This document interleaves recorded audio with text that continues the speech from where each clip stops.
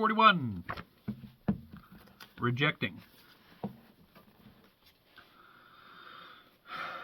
A few weeks into summer, I finally made it out of the teenage depression Sarah's abrupt leaving had sent me in. Jay and Kylie couldn't believe it either, and after a few phone calls, we organized to get together with Sean for a sort of last hurrah before we left for our respective universities and colleges. Sean needed to pick me up. His school of choice, MIT, and the hopes associated with attending fell through when his application was rejected. He had a stellar list of safety schools, but his dream of being the next big tech mogul took a big hit with the news. Jay had a solution. We should take Sean hunting. Sean's legs were still in casts, but he had gained a lot of mobility.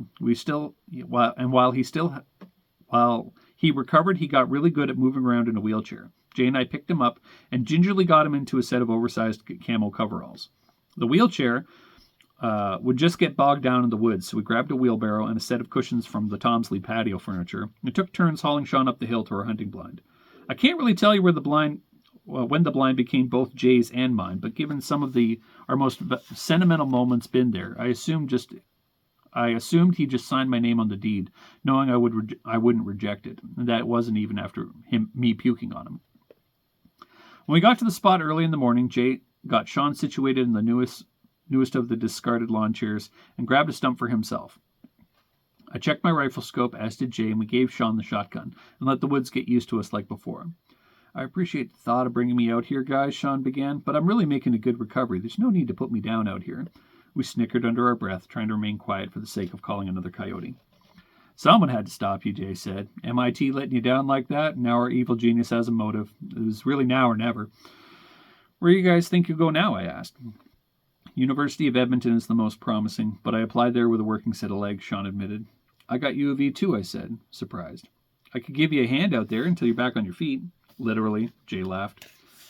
Might be worth it with a friend at least, Sean admitted. We could be roomies. Aw, you two would be adorable as roommates, Jay said, quietly trying to listen to the woods. Cuddling together in a one-room apartment, you could let me know if the antiquing is good in Edmonton. We'll buy you a nice minivan, wait for the wedding invitations in the mail. Sean and I shared a glance and then punched Jay in the shoulder slightly. No, I'm serious, I said. It would be a new city for me too, and it's not the best place to try and figure out how to walk again. You should look into it. That sounds nice, Sean said. What about you, Jay? Any plans? I asked, just over a whisper.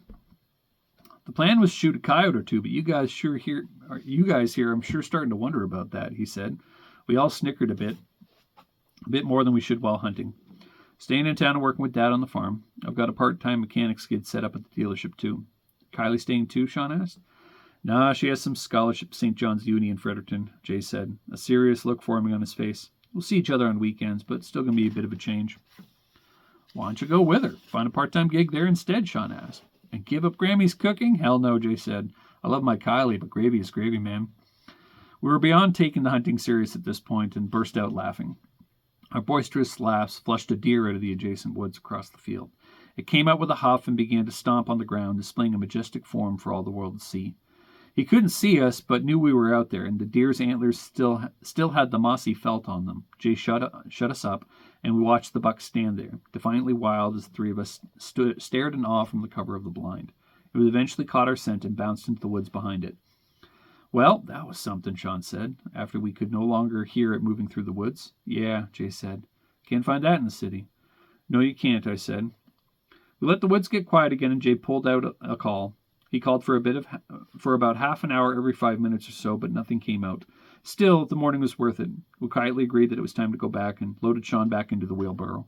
Grammy's gravy was waiting for us back at the farm. Chapter 41. Hope you guys liked it. Links for the books are in the description below, and we'll talk to you soon.